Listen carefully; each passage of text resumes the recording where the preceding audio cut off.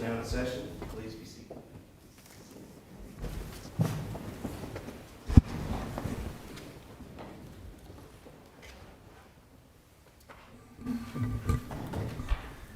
Welcome to our afternoon docket of the Jackson November Court. We have two cases this afternoon. I'll ask the appellant when you come up if you need to reserve rebuttal time, let me know that. Also, on the appellee side, if you're going to split time with amicus, let me know about that too when you start. We welcome all of you here and all those who are watching us on live stream and our YouTube channel. We're ready to go to work. You may call the first case. Commercial Painting Company, Inc. versus The Whites Company, LLC et al.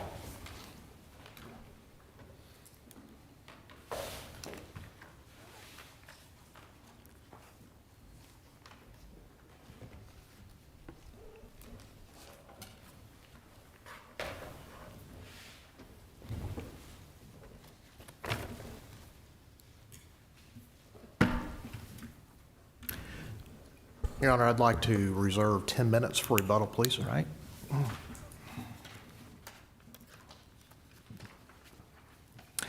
May it please the court.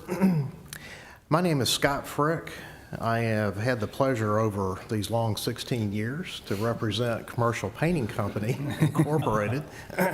I've wondered whether... Is that the length of this litigation? That is the length of this litigation. I believe it was, I was commiserating with the clerk earlier that he was actually, I believe, working at the Shelby County Clerk's office, Clerk and Master's office, when I filed this lawsuit.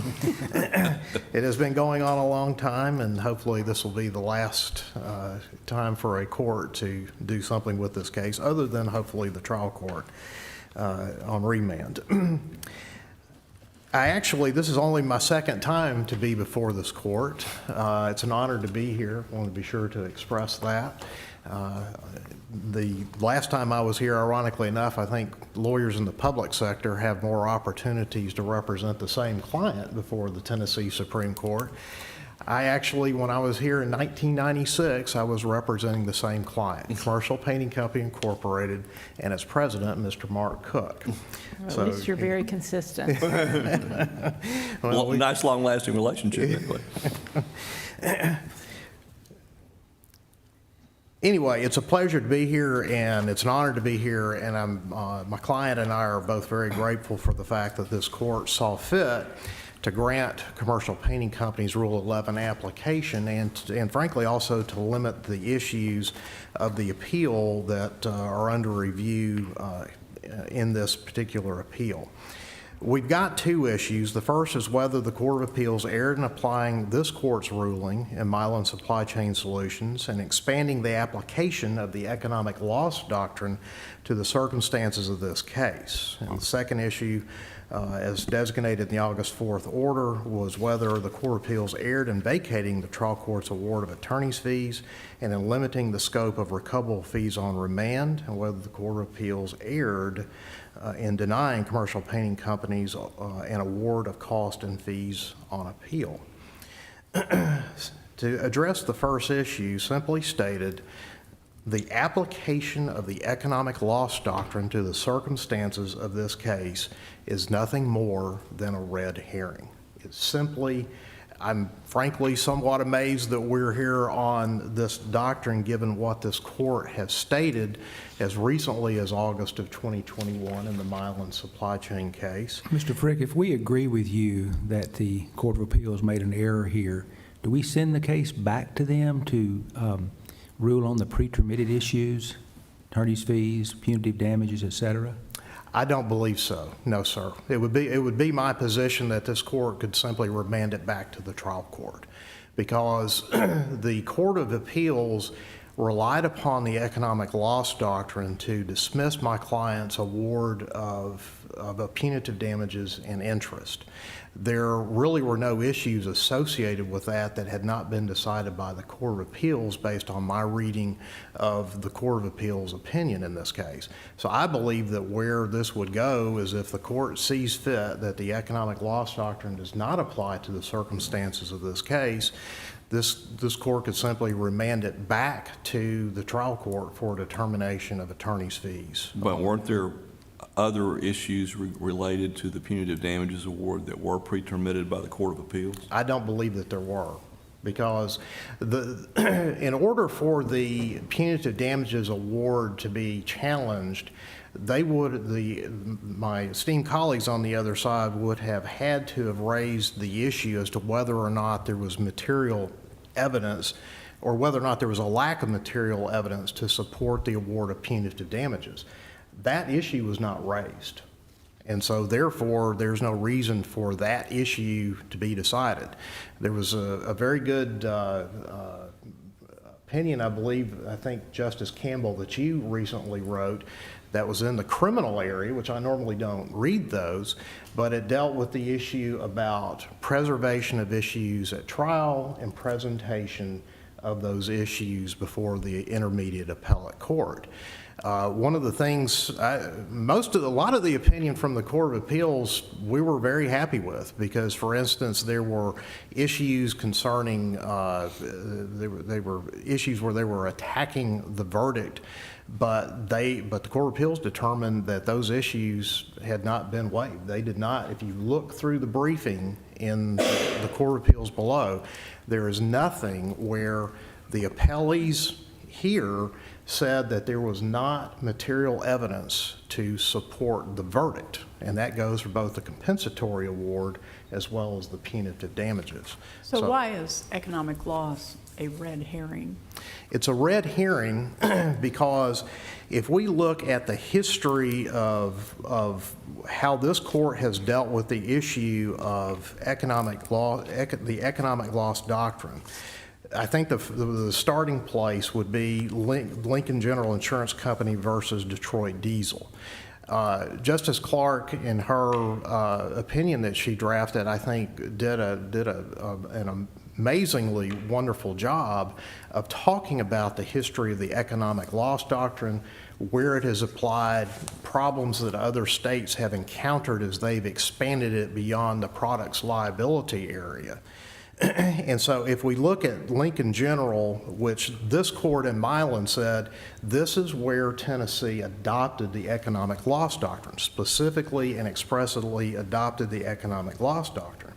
So here's how it doesn't apply. And this is found on page 152 of this court's opinion in Milan Supply Chain. First, it recognized, or this court recognized, or stated, before answering the certified question, the Lincoln General Court first formally and expressly adopted the economic loss doctrine. But here then gets to the critical part. The Lincoln General Court examined the doctrine, explaining that it is, quote, quote, is implicated in products liability cases when a defective product damages itself without causing personal injury or damage to other property. It defined economic loss generally as, quote, the diminution in the value of the product because it is inferior in quality and does not work for the general purposes for which it was manufactured and sold. We do not have a product involved in this case. Well, it's but, non-existent. The fact that this originally arose in a different context doesn't necessarily preclude us from applying it in a new context. So I take your point, but I want to kind of move on to, why shouldn't it apply in this context? We have the ability to extend it if a majority of the court wishes to do that. So I'm interested in knowing, what are the, so set aside, the fact that we may not have had a case yet Right. where we had to consider whether to extend it to this unique context or different context. So why shouldn't we extend it, either as a matter of, either for doctrinal reasons or for policy reasons? Why shouldn't we extend it to that context? Okay. I agree with you that this court has the ability, unlike the Court of Appeals, with all due respect to the Court of Appeals, has the ability, if it so chooses, to take the economic loss doctrine and expand it to other areas other than products liability and the sale of goods. Why should this court not do it? It will be disastrous, particularly based on the way that the Court of Appeals has done so in the opinion in what we'll just call the Commercial Painting Company 3 case. There was no distinction that the Court of Appeals made about about sophisticated parties and a critical component of that those sophisticated parties be of equal bargaining position. But a very good example why it should not be applied in the circumstances of a case like this. You take Milan Supply Chain, for example. Their facility, their name was emblazoned out there on Exit 85. It's now, I believe, owned by a company called Ascent. If a company like Milan Supply Chain needs trucks, and Navistar represented that it had this great technology, it was the best thing since sliced bread, whatever, and they are in a position to negotiate warranties, extended labor contracts, whatever, to ensure that whatever representations are made are covered in the contract documents. If they don't like what Navistar offers them, they go to Volvo, they go to Fleet, they go to Mack Trucks. They can go to various different manufacturers to get the same product. Let's take this instance, a construction case. This case involved, I believe, it was a continuing care retirement facility that I believe was around $32 million in terms of the size of the project. A subcontractor can't go out and go, well, I don't want to do business with the Whites Company in doing the Village at Germantown. I'll just go to the next contractor down the road that's building a $32 million continuing care retirement facility. And if I don't like that, then I'll go down the road to the next general contractor who's developing or building the same project. It doesn't work that way in the construction industry. And so the problem that we're going to have is you take something that works very well in the context of products liability, sale of goods, and you start trying to fit it into other things, and you start running into all these problems. And for instance, if this had been the law back in 2006 when I filed this lawsuit, okay, so what do I do as the lawyer who then has to respond to this affirmative defense that you're a sophisticated party and the economic loss doctrine needs to apply? I'm going to have to start getting expert witnesses to discuss to testify from the stand exactly what I just said. Somebody that's experienced in the construction business that says, oh, well, general contractors, generally speaking, have a far greater negotiating power and bargaining position than compared to their subcontractors. That doesn't mean your client's not a sophisticated party, does it? They do millions of dollars worth of business every year, don't they? There's a difference between being a sophisticated party and being a sophisticated party with equal bargaining power. And for example, take farming, for example. You can take a family farmer who has a few hundred acres under crop. Is that person sophisticated in terms of knowing what crops to plant, when to plant them, what type of fertilizer to use, what type of herbicide to use, as compared to a large corporate organization that has tens of thousands? Are they sophisticated in understanding how to plant? Yes. But are they sophisticated with equal bargaining power? And Is that your main argument? I'm sorry? Is that your main argument on why we should not expand the economic loss doctrine to this case? My main argument for why the economic loss doctrine shouldn't be expanded in this case is that it's going to be a judicially sanctioned fraud if it does. This court works very, very hard in going through Milan Supply Chain to say, look, we're not going to create this broad fraud exception. Well, okay, now hold on a minute. I want to follow your argument, but you can have a case that involves breach of contract where the breach includes some kind of fraud. So that I'm trying to suss out why this case is not suitable for the economic loss doctrine, because the difference in the bargaining power, I understand what you are saying, but that's also sort of a matter of degree in a lot of different cases. So is there something about the nature of this case that makes it unsuitable for application of the economic loss doctrine? I would argue that if you applied it to this case, fraud, you will have created the no fraud exception to the economic loss doctrine that you work so hard not to do in Milan Supply Chain. Because, and I'll also note that in your opinion, you specifically said, there may be a case someday that comes along that says fraud should be an exception. If this case isn't it, then that case does not exist. That's one of the... Can you, I'm sorry, but could you tell me, I guess, what, the duties that were allegedly breached here, how do those differ, if at all, from the obligations that existed in the contract? Are there any independent duties that exist separate and apart from the contract that you allege were breached here? There is an independent duty not to create fraud. There is an independent Were there duty- disclosure requirements in the contract? Were there disclosure? Were there any sort of like informational disclosure requirements in the contract itself? Honestly, I don't think that there is, but I would... Could there have been? I would have to look at the contract to answer that question. Well, is the fraud that was alleged here simply the failing to tell the plaintiff about the extensions that were awarded? Is that it? There was fraud before the contract, there was fraud after the contract. Okay, explain that to me. The fraud before the contract, and I've outlined this, one of the things I struggled with when I was writing my brief was talking about the facts and and needing to put enough facts to educate this court about the facts and what's in the record, so that I left myself some amount of time in the word limitations to be able to make the argument. I actually summarized that up even further in the reply brief to the AGC, the amicus brief, where I summarized it more. They were telling my client he was the he was the lowest bidder, when in fact he was already the lowest bidder.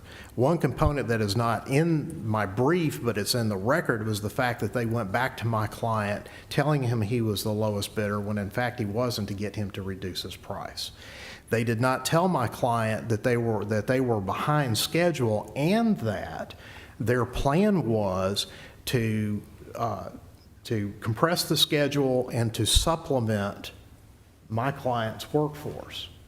So that's all, and my client testified at that trial. They also didn't tell my client that they had $1 million bid bust on their drywall portion to the owner. So you're saying that's fraudulent inducement? Correct.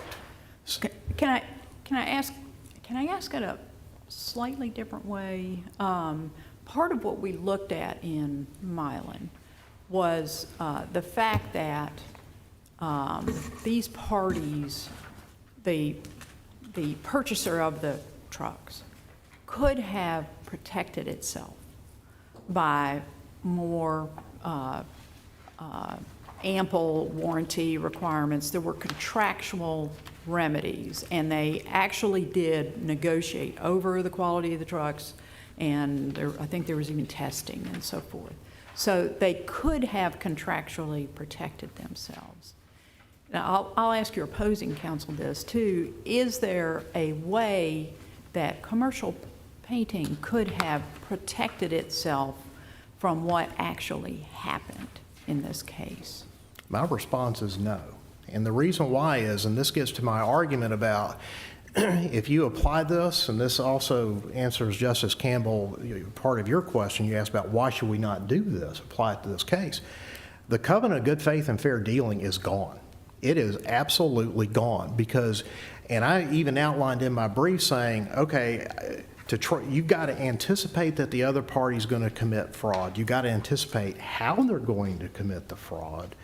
And then you've got to come up with contractual provisions that says, okay, you're not going to lie to me about being the lowest bidder. You're not going to lie to me about, you underbid the drywall portion of the work to the owner by $1 million.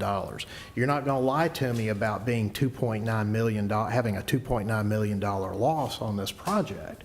You're not going to try to put me out of business. Those are the kinds of things that you would have to negotiate, which is why I said, when the Court of Appeal said, oh, well, you just do contract provisions to protect yourself from this. How are we really going to take the law to the point that we've got to assume that if you're sitting on the other side of a table negotiating a contract, that the other party is out to not do the right thing and commit fraud? You started to use another word. didn't you? I did it, and thankfully the filter in my head reminded me of the forum that I was in. But that's what it gets down to. This will be disastrous. One thing I'd like to just make this comment real quick.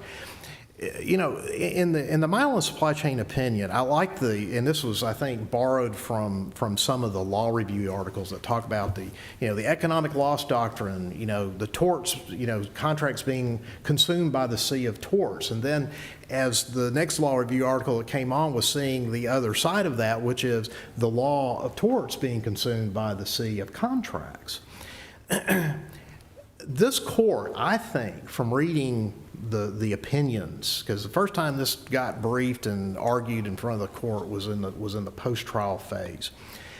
My impression going through it, I will admit, I will readily admit that every time I've walked into a courthouse since the day I was licensed, there have been a lot of other people in that courthouse that were smarter than me and knew more law than I did. So when I was dealing with this, really for the first time having to address the economic loss doctrine and learning about it and reading about it, the impression that I got from reading this court's opinion is how careful this court has been to not, to borrow language from the Milan supply chain case, that we didn't dive deeply into the economic loss doctrine C. So this court, I believe, has taken and dipped a very careful, cautious toe into those waters. If this opinion from the Court of Appeals is affirmed, or if this court decides to, which it can, because this court has a unique distinction as being the only court in Tennessee that is a creation of the Tennessee Constitution. You can make the law. The legislature can make the law, but the Court of Appeals cannot steer the ship in a different direction. You're into your rebuttal time. You can keep going if you want to. No, I'm happy to keep going because I would like to get this point across.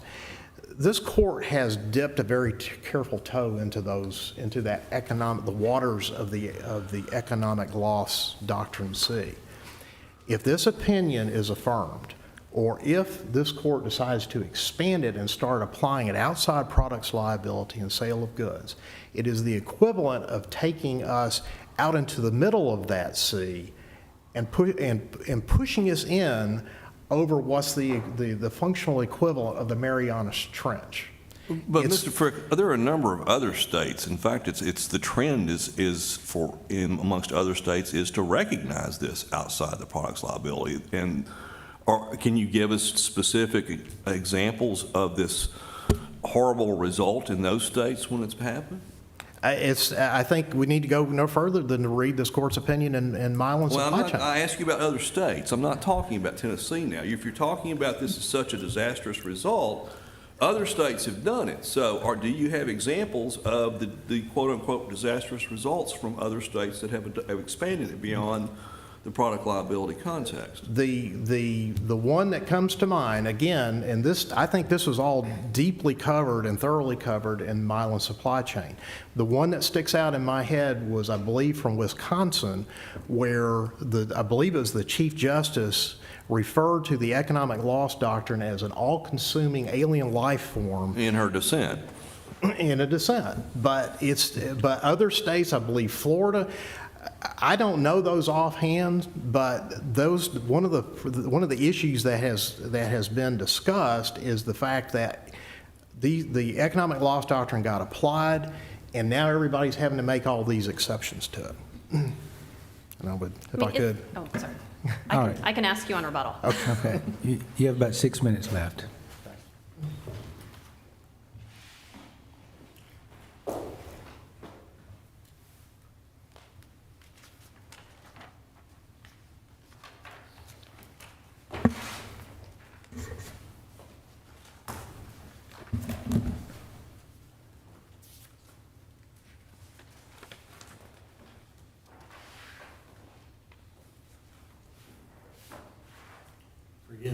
move slow.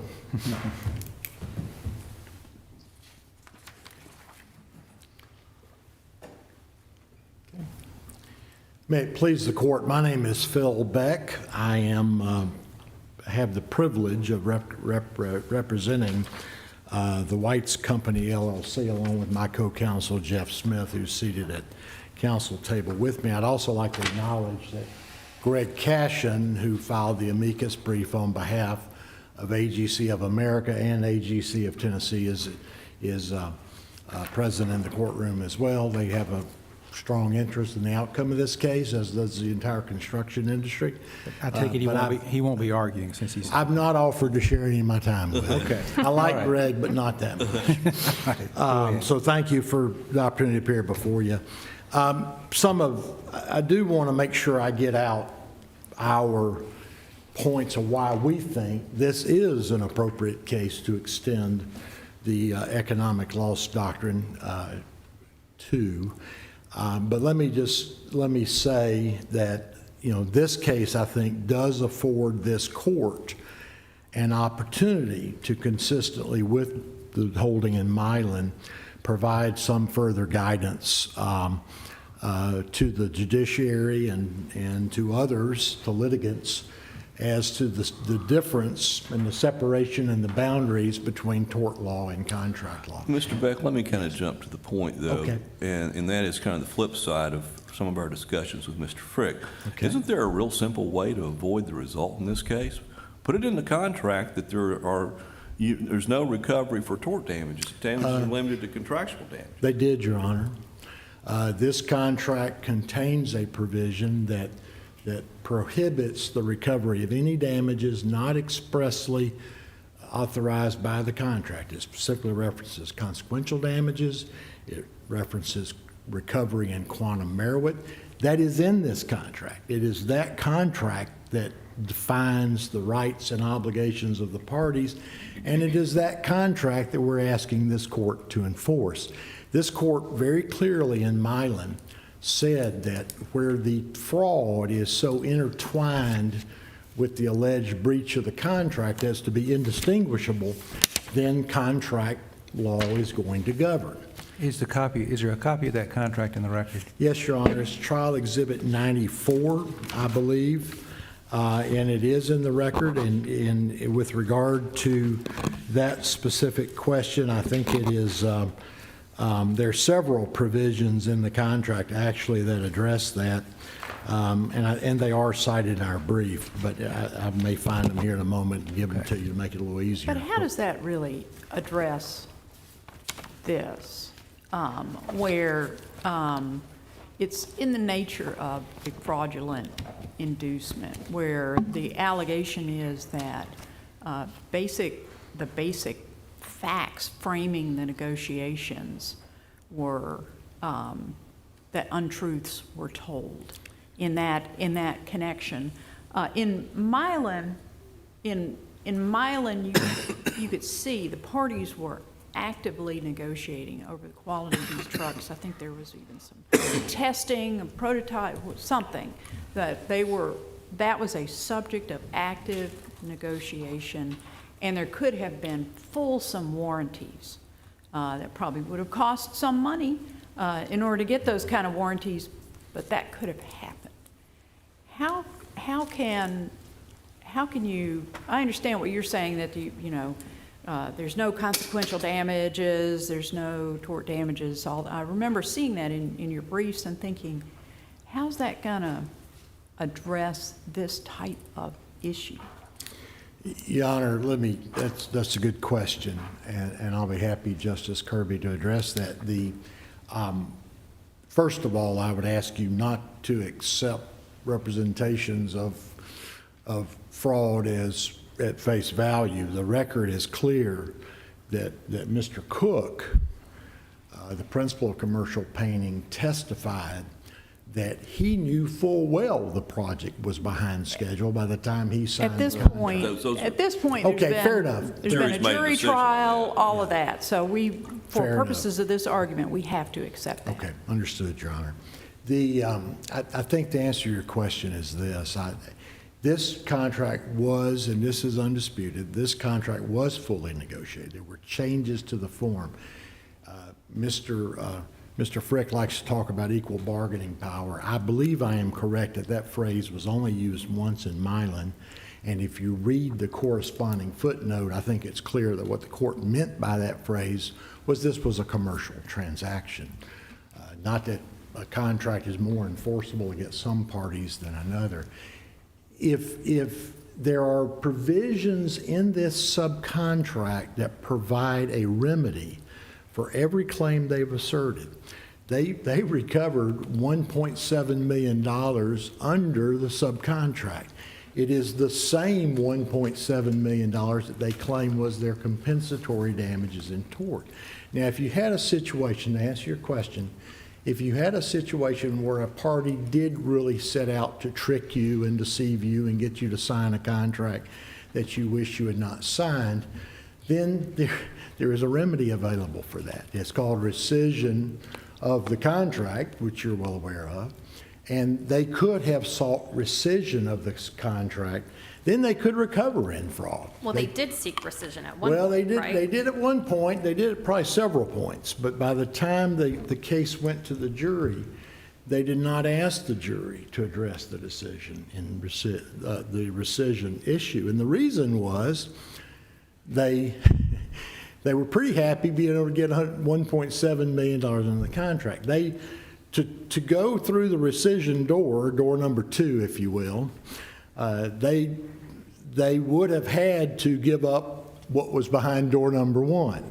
That's what they didn't want to do. Well, sometimes you can't unscramble that egg. And so rescission becomes not a practical remedy. And so I'm not hearing, going into this agreement, I mean, in the Milan case, that could have been negotiated on the front end. The fulsome warranties on the products. How do you have a contract that says, other than the implicit good faith and fair dealing provision that is part of every contract, how do you protect yourself contractually against misrepresentations of the foundational facts for the contract? Well, I think first of all, that's not what occurred here. Had they felt they had been misled, there was the rescission option. I know I'm repeating myself there, but I would point out that let's assume for a moment, if we may, that there was some fraud in the inducement. How were they damaged by that? Well, They got a- first I want you to answer my Okay. very direct question, because at this point we have to, I understand that you don't like the way it makes your client sound, and I accept that. We have to accept the jury's findings. If I'm commercial painting, how am I going to protect myself contractually against that type of? Well, exactly by the way they did it is to negotiate language into the contract about what their rights were if they were called upon to do something other than what they thought they were contracting to do. And the contract provides provisions for if the schedule changes or if extra work is added to the scope. And every claim they've made is that they did that. They did that. And by virtue of doing that, they made a profit on this job. Even before they went to litigation, they had made a handsome profit on the job. They got another $1.7 million through litigation on a $3.2 million subcontract. But they want to keep that. They want to have their cake and eat it too by keeping what they could recover under the subcontract, because it did provide those remedies, and then go after punitive damages as well. So that's the real problem with this case, is that if you have a contract and The only thing, you're right, I don't like the way my client is described, the inflammatory language used in the briefs. I don't think it's true. But let's set that aside. You're right. That's not the issue here. The issue here is, let's assume they were. I think that they did protect themselves. They had a subcontract that allowed them to recover, make the project almost 100% profit on the job, 83-something percent above their cost on the job, which the amicus brief that Mr. Cashin submitted point out, that's unheard of in the construction industry, that typically profits are single-digit as a percentage. And they made a profit, and now they want more. So that's why I think this court rendered such an appropriate decision in Milan. It's also why I think there is no logical, legal, practical, factual, policy reason to adopt a different rule here. You are, and I was very glad to hear you point it out, Justice Campbell, and to hear opposing counsel acknowledge that you're free to do whatever you want to do. I mean, this court has never decided. There have only been 4 economic loss doctrine cases before this court. Mr. Beck, if I may jump in for a Okay, minute. sure. Let's just suppose that we extend the economic loss doctrine, or apply the economic loss doctrine in this context to a contract for services of this sort, but do so with a fraudulent inducement exception, where the inducement pertains to matters that are not the subject matter of the contract. Right. Are there any claims in this case that would fall into the fraudulent inducement section or exception, or conversely, I guess, are there claims that clearly would not, that would be barred by the economic loss? Great question, and I think it is abundantly clear from the record and from the briefs that every fraud they are claiming we committed is so intertwined with the contract that there is nothing that is not integral to the contract, that is extrinsic to the contract. And this court has already said in Milan, and I think it was a good decision, you relied on Health Bank out of Utah, which, by the way, is a royalties case. It has nothing to do with products liability. I would submit Milan is not a products liability case. So the suggestion that it shouldn't be applied outside the context in which it originated makes no sense, and it's not what has happened. But Your Honor, the rule, what you said in Milan, what the court said in the well-reasoned decision written by the late Justice Clark, was that what Tennessee has now adopted in Milan is the limited fraud exception. And you defined that. Before adopting it, you defined it. And you defined it by reference to the Huron case out of Michigan, most notably the Health Bank case out of Utah. And what you said was that so long as the alleged fraud is integral to the contract, then there is no reason to look beyond the contract to afford a remedy. There is no reason this court should assume that the contract does not adequately compensate the aggrieved party. And if paying them 100% profit almost on a job is not adequate compensation, I don't know what would be. It may sound like rhetoric, but it is absolutely true that if this court tells contractors in this state, which you have the power to do, but if you tell contractors in this state that, you know what, when you sign a subcontract, even though you think you've done everything, both parties have done everything they can to protect themselves, you've got a contract in which you've clearly anticipated, and that's my job as a construction lawyer, writing contracts, is to think what could go wrong on this project, and how are we going to allocate those risks among the parties. if you tell people you could write the best contract ever that clearly allocates every risk, but if they want to call something fraud, which they didn't do in this case until years into the case, then all bets are off the table. I mean, you may owe what the contract says you owe, plus punitive damages on top of that. But Mr. Beck's a practical matter. That's been what the law is in Tennessee for years. I mean, there has been no limit previously. And so, I mean, you're almost making it sound like it would be the opposite, but in fact, we would be imposing a limit for the first time if we adopt your position. This court can only decide the cases before you.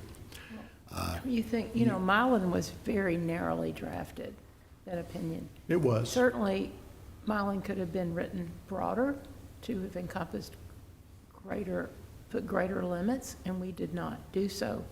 Actually, very recently, we did not choose to take a broader stand there. So why should we suddenly now, after really a relatively short time since Mylan, decide to open it up and impose fairly significant restrictions?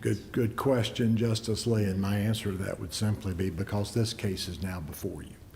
Don't you think we could have done that in Mylan? We could have written Mylan very broadly if we wanted to. You could have, and some would argue it was dicta if it goes outside the facts of Mylan, but you decided Mylan in Mylan. And I'm not saying we got you, you therefore have to decide this case the same way. What I am suggesting is that there is no reason not to apply the exact same reasoning that you applied in Mylan. I mean, you've never said, because you've never been asked the question, whether the economic loss doctrine and the limited fraud exception applies outside the products liability area and the sale of products. And by the way, as we point out in our briefs, you know, commercial painting didn't just provide services. Over half of their contract value was selling materials. Let me reframe just a little bit. Fair enough. Because to follow up on Justice Bivens' comment, the question is not really why not apply the economic loss doctrine. Justice Lee is right. Mylan, obviously, baby steps kind of opinion, and it's very written in a very measured way. The question is not why not. The question is why we should. Affirmatively. Yeah. Why should we do that? And I'll try my best to give you a succinct answer to that. It's not my nature. But to answer that question, you need look no further than the history of this case. You know, you had an exchange with opposing counsel at the outset where he commented this case has been around for 16 years. That alone explains why this court needs to say that it may have originated in products liability. It may have now been expanded to apply to sales of trucks. And we also think it applies to the facts of this case. You cite a law review article in Mylan that talks about how it should apply to services contracts. There are law review articles cited in Mr. Cashin's brief that say construction is the perfect setting for application of the economic loss doctrine because the parties, they're called contractors for a reason. Their rights and obligations and risk are all defined by contracts. And if you're going to tell them they can't rely on those contracts, you know, this case, and this is not criticism of this court because, again, you can only decide the cases before you. But if you had adopted, 10 years ago, 15 years ago, the rule of law I hope you will adopt in this case, then Mylan would have ended 10 years ago after the first trial, because the first trial was a trial limited to breach of contract. They recovered $500,000, which Whites promptly paid. But because the law was unclear as to whether you could also sue in tort, they got another bite at the apple. They presented the exact same evidence that they had presented in their contract case, but labeled it fraud. And so they recovered the exact same damages. And this may not be before the court, but you're asking why it should apply to this case. They recovered to the penny the exact same damages under contract, quantum merit, which suggests there is no contract, fraud, which I think under the economic loss doctrine appropriately applied would not be recoverable.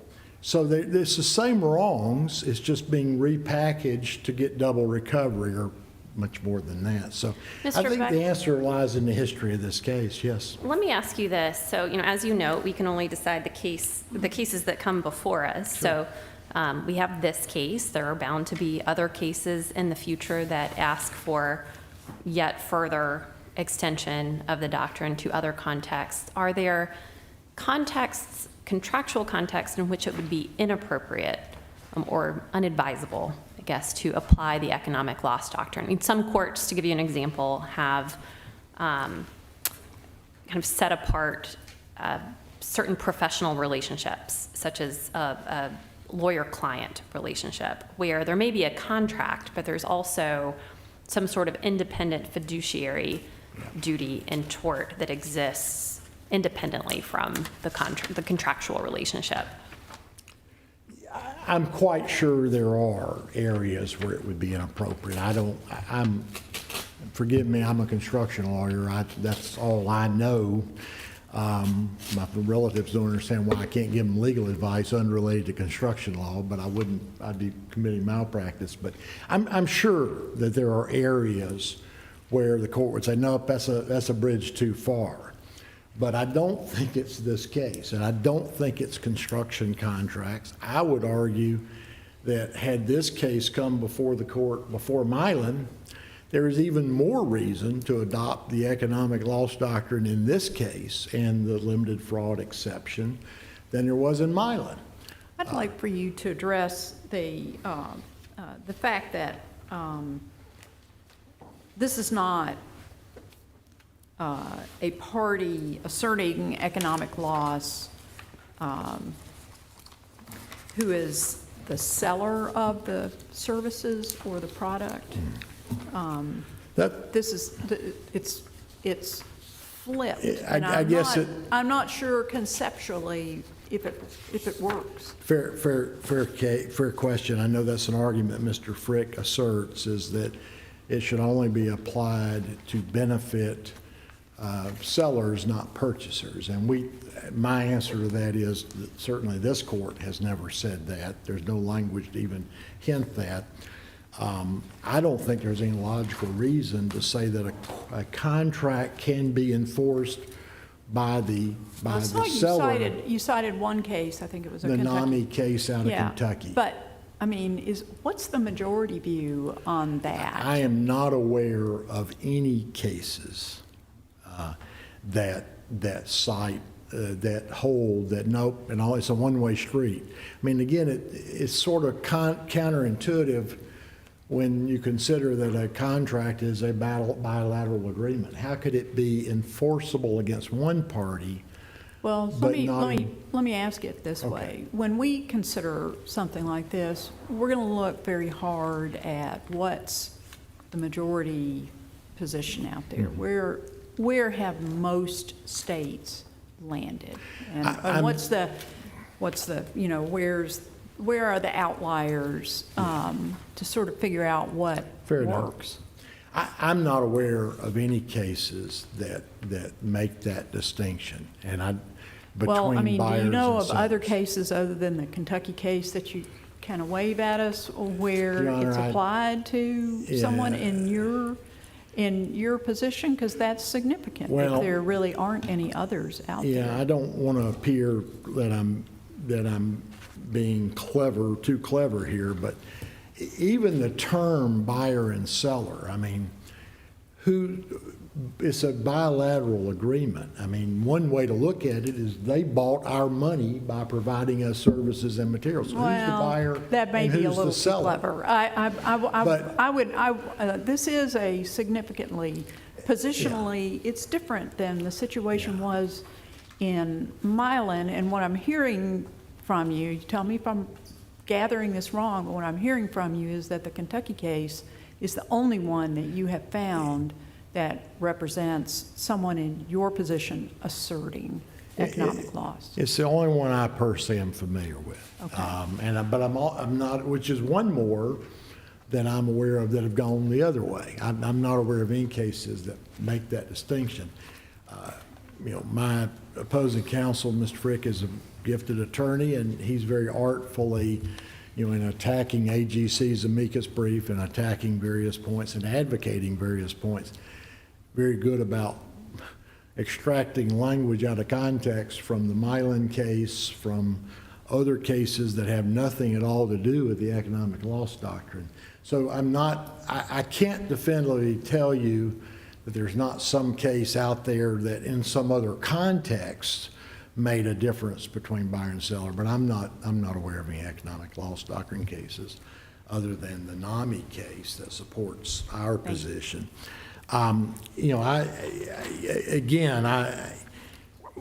Let me quickly address a few things that we consider red herrings. I think given that this whole case is about the economic loss doctrine, I don't see how it can be characterized as a red herring. But there are a few arguments you may hear on rebuttal. They argue the non-retroactivity argument. You heard Mr. Frick allege that the Court of Appeals can't make law, only this court can make law. I respectfully disagree. Every court has to decide the cases before it. And if the Court of Appeals is called upon to render a decision in the case in which on an issue which this court has not yet provided clear guidance, they have to do their best to apply the law as they think it is, and even if that has not been established by this court yet. You adopted, if there were, first of all, the doctrine of non-retroactivity only applies where you're talking about statutes or constitutional provisions, not case law. But, that's an argument they make that I think has no merit. They also quote the Vance v. Schulter case and rely on that heavily. It had nothing to do with the economic loss doctrine. It was looking at what statute of limitations applies to certain scenarios. The one other issue that they've raised is the equal bargaining, which I've already addressed. I think it's on page, as I recall, maybe 36 of the slip opinion in this case that phrase is used. But again, if you look at the footnote, I think it's clear that it's just saying that this is a commercial transaction. I would really urge you, while I haven't allowed him to talk, I would urge you to pay close attention to the AGC amicus brief in this case. They're not crying wolf. This when you consider that contractors operate on single-digit profit, and you introduce this wild card, and it may sound like a rhetoric, but it truly would make your subcontract a lottery ticket. If you could take your subcontract, recover everything you can under it, make almost 100% profit, and then go after tort damages too. You cannot do business. There's no way a contractor. Are You there do other- business but not committing fraud or giving grounds for tort damages. The jury found your client had, misbehaved in certain ways, so But is that not a, it's hard for me to answer that without I know, getting yeah, I into know. the facts, Yeah, which you're I invested in think it. dispute Right, that there but was any fraud. I'm not sure the sky will fall is what, Well, Are there other Just examples that predict. you can, I'm sorry to No, go interrupt, ahead. Justice Lee. I was just, you kind of mentioned how bad this would be for the industry. I mean, we haven't had an economic, as someone pointed out earlier, we haven't had, I think it was Justice Bivens, we haven't had the economic loss rule in this context to date in this state. So can you point to any other examples in the construction industry or other, service industries of, this sort of, we'll call it double recovery? Yeah. Are you aware of any? In all candor, I'm not aware of anything in the record that would demonstrate how that's played out in other states, but intuitively, and as pointed out in the amicus brief, I think that's a real risk. And I think when you understand how fundamental contracts Well, I've been hearing are. construction cases a long time, and I'm just trying to cast back in my mind. I don't recall it being an issue. Usually when we hear both sides claiming that the sky is going to fall if they're not ruled in favor of, it's usually somewhere in the middle. Fair point, fair point. Time's up. All right, thank you, Your Honors. Appreciate the opportunity.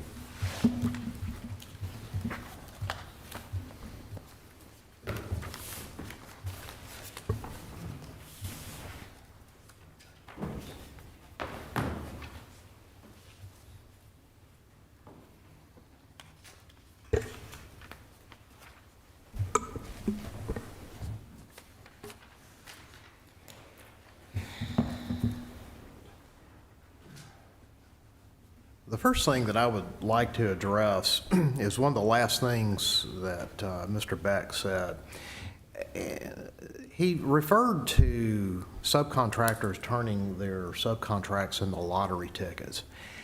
I think that's a really unfortunate comparison because it really demeans what has transpired in this case procedurally over the last 16 years. That jury sat and listened to proof for 3 solid weeks.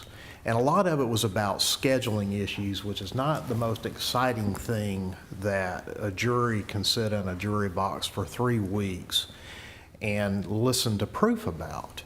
It demeans what Chancellor Jenkins did in his role as the 13th juror in this case, that they actually, in their briefs in the Court of Appeals, analogized him to being a Pontius Pilate that washed his hands of his responsibilities as the 13th juror.